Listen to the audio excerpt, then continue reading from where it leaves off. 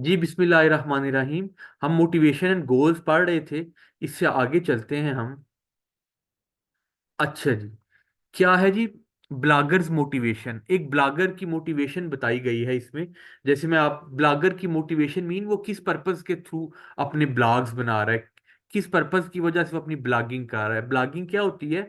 मुख्तलिफ वीडियोस बनाना या मुख्तलिफ आर्टिकल्स लिखना अपने पर्सनल इंटरेस्ट की बेस के ऊपर, इसको ब्लॉगिंग कहते हैं। जैसे कोई भी गोल हो सकता है कि ब्लॉगिंग फॉर सेल्फ एक्सप्रेसिंग, खुद को एक्सप्रेस करने के लिए ब्लॉग लिखना। यानी I use my blog to free my mind when I am moody, कि जब मेरा मूड अच्छा नहीं है तो मैं अपने आप को फ्री ऑफ माइंड करने के लिए, अपने आप को रिलैक्स करने के लिए ब्लॉग लिखता हूँ। I express my self by writing in my blog, तो मैं अपने आप को एक्सप्रेस करता हूँ, अपनी फीलिंग्स को एक्सप्रेस कर देता हूँ ब्लॉग लिखकर। या my blog is the place where I express what I feel, या मेरा ब्लॉग क्या है, ऐसी जगह है जहां पे मैं अपनी फीलिंग्स को एक्सप्रेस कर देता हूँ। फिर ब्लॉगिंग फॉर लाइफ डॉक्यूमेंटिंग, ये भी पर्पज हो सकता है कि अपनी लाइफ को डॉक्यूमेंट करे, अपनी लाइफ की डॉक्यूमेंट्री बनाए, अपनी लाइफ को रिकॉर्ड कर सके, इसलिए मैं ब्लॉगिंग कर रहा हूँ। ब्लॉगिंग फॉर कमेंटिंग, मैं अपनी राय देने के लिए या अपनी कमेंट्स करने के लिए दूसरे ब्लॉग्स के ऊपर फिर भी ब्लॉगिंग कर सकता हूँ। फिर ब्लॉगिंग फॉर फारम पार्टिसिपेशन, मुख्तलिफ फारम्स के ऊपर जहाँ पे मेरे फ्रेंड्स या मेरे लाइक माइंडेड लोग आते हैं। सो वो ऐसे लोगों में मैं पार्टिसिपेशन के लिए ब्लॉगिंग कर सकता हूँ। या ब्लॉगिंग फॉर इंफॉर्मेशन सीकिंग, मैं ब्लॉगिंग किस लिए कर सकता हूँ? इंफॉर्मेशन सीकिंग करने के लिए, इंफॉर्मेशन लेने के लिए। सो ये हम पिछले लेक्चर से, आपको अगर आपने सुना हो तो आपको इसकी प्रॉपर समझ आती जाएगी। अच्छा जी, उसके बाद है रैशनल वर्सेस इमोशनल मोटिव्स। हमने गोल्स तो पढ़ लिए, उसके बाद हम रैशनल वर्सेस इमोशनल मोटिव्स की तरफ आ रहे हैं। रैशनल वर्सेस इमोशनल मोटिव्स क्या है जी? रैशनैलिटी क्या है? Rationality implies that consumers select goals based on totally objective criteria such as size, weight, price और miles per gallon।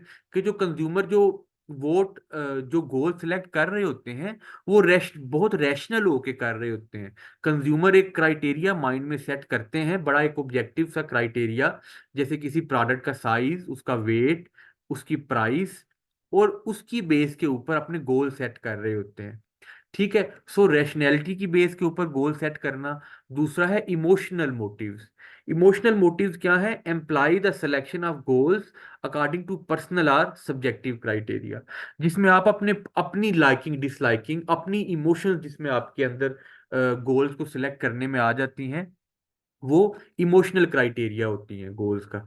ठीक है जी। एक हमने क्या देख लिया?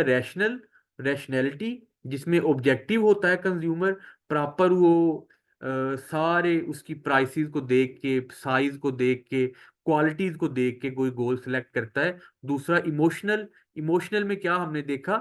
इमोशनल में हमने ये देखा कि अपने सब्जेक्टिव क्राइटेरिया, अपने जाती क्राइटेरिया की बेस के ऊपर गोल्स को सेट करना। फिर उसके बाद है डायनामिक्स ऑफ मोटिवेशन। अब हम मोटिवेशन, हमने ये चैप्टर भी पढ़ा था कि चैप्टर में क्या देखा था कि मोटिवेशन क्या होती है और किस तरह से मोटिवेशन रोल प्ले करती है कंज्यूमर की लाइफ में। अच्छा, डायनामिक्स ऑफ मोटिवेशन क्या है? कि needs are never fully satisfied. ये एक डायनामिक्स ऑफ मोटिवेशन में जो नीड्स हैं ये बार बार जनरेट होती रहती हैं। ऐसा नहीं है कि मुझे प्यास लगी, मैंने पानी पी लिया, मेरी नीड सेटिस्फाई हो गई, अब ये मुझे जरूरत ही नहीं पड़ेगी। या मैंने एक ब्रांड के कपड़े खरीद लिए, इसके बाद मुझे कभी कपड़े खरीदने की जरूरत ही नहीं पड़ेगी। ऐसा नहीं होता। नीड्स जो हैं बार बार एमर्ज करती रहती हैं और they are never fully satisfied. फिर new needs emerge as old needs are satisfied. जब पहले वाली जरूरतें पूरी हो जाती हैं, नीड फुलफिल हो जाती है, सो आप दोबारा अपनी जरूरतों को जनरेट कर लेते हैं। Needs are again emerge. फिर people who achieve their goals set new and higher goals for themself. और जैसे जैसे लोग अपने गोल्स को अचीव कर लेते हैं, वो नए गोल्स, नए टारगेट सेट कर लेते हैं, ताकि वो दोबारा उन गोल्स को दोबारा से अचीव किया जा सके, जो कि प्रीवियस गोल से हायर गोल्स होते हैं। ठीक है जी। उसके बाद सब्स्टिट्यूट गोल्स। सब्स्टिट्यूट गोल्स कौन से होते हैं जी? इनको भी हम देख लेते हैं। Substitute goals are used when consumer cannot attain specific goals he or she anticipates will satisfy a need। कि जब एक कंज्यूमर है वो एक किसी खास गोल को अचीव नहीं कर सकता, सो उसके लिए लोअर गोल्स या कोई और सब्स्टिट्यूट गोल्स अपने सेट कर लेता है, जिसको वो अचीव करके अपनी नीड को सेटिस्फाई कर ले। The substitute goal will dispel tension. जो सब्स्टिट्यूट गोल हैं वो कंज्यूमर की टेंशन को फिर डिस्पेल कर देते हैं, उसको बिखेर देते हैं या उसको कम कर देते हैं। एंड सब्स्टिट्यूट गोल्स में actually replace the primary goals over time. और सब्स्टिट्यूट गोल्स आहिस्ता आहिस्ता क्या कर देते हैं, with the passage of time substitute goals replace your primary goals.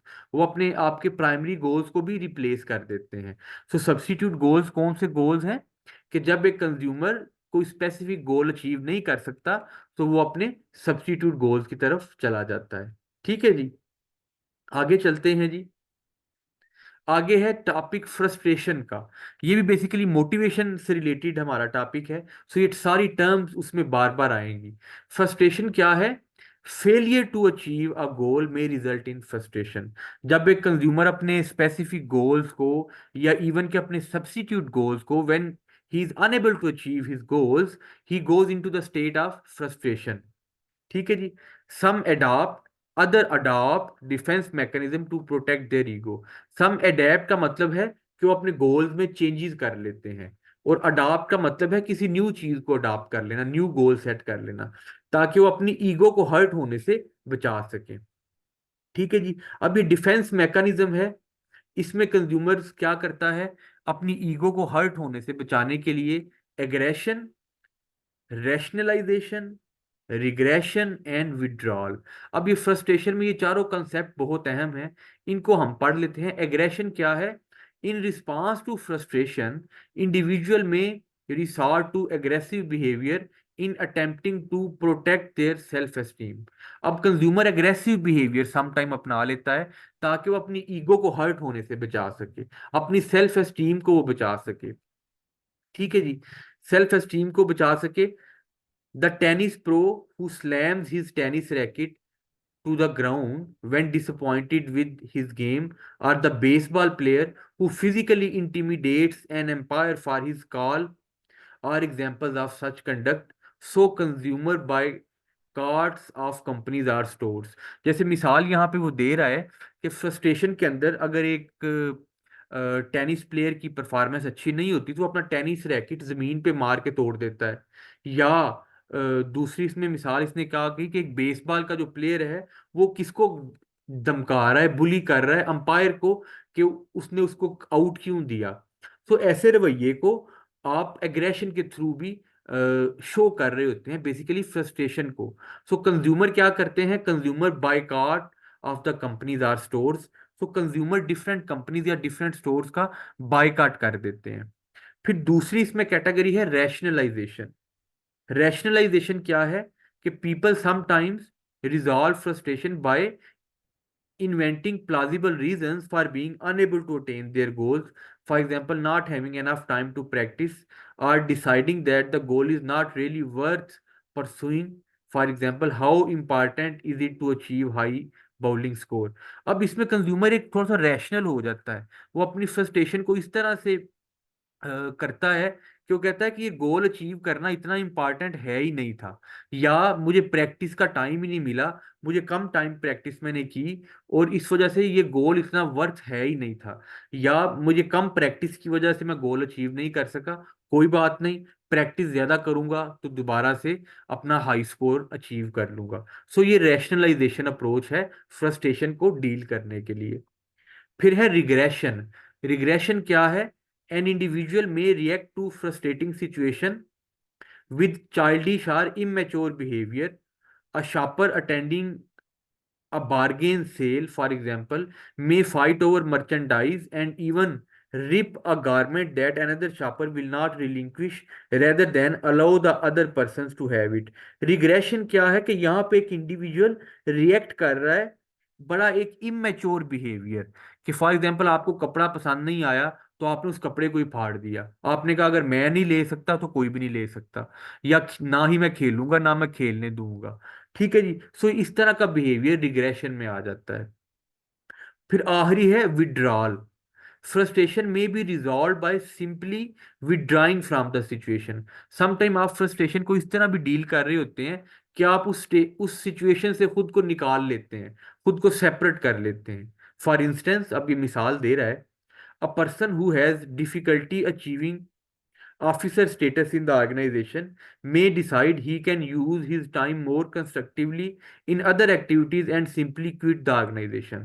अब एक पर्सन कह रहा है कि मुझे ऑफिसर का स्टेटस मेरी जॉब में नहीं मिल रहा, सो वो क्या करता है, फ्रस्ट्रेशन को दूर करने के लिए वो सिंपली क्या कहता है कि मुझे किसी और कंस्ट्रक्टिव कामों में अपने आप को या अपनी एनर्जी को लगाना चाहिए, और मैं सिंपली अपनी ऑर्गेनाइजेशन ही क्विट कर देता हूँ। सो ये बेसिकली मुख्तलिफ डिफेंस मैकेनिज्म है कि आप किस तरह फ्रस्ट्रेशन से डील कर रहे होते हैं। ठीक है जी। उसके बाद arousal of motivation. Arousal of motivation को अभी हम नेक्स्ट लेक्चर में पढ़ेंगे। इसको मैं यहाँ पे स्टॉप कर लेता हूँ। आई होप आपको इसकी समझ आ गई होगी। सो आप लोगों से एक दफ़ा एंड पे फिर यही रिक्वेस्ट है कि अगर आप लोगों ने मेरे चैनल को सब्सक्राइब नहीं किया हुआ तो इसको ज़रूर सब्सक्राइब करें, ये आपके लिए बड़ा हेल्पफुल चैनल होगा। और बाकी लोगों से भी शेयर करें। Thank you so much.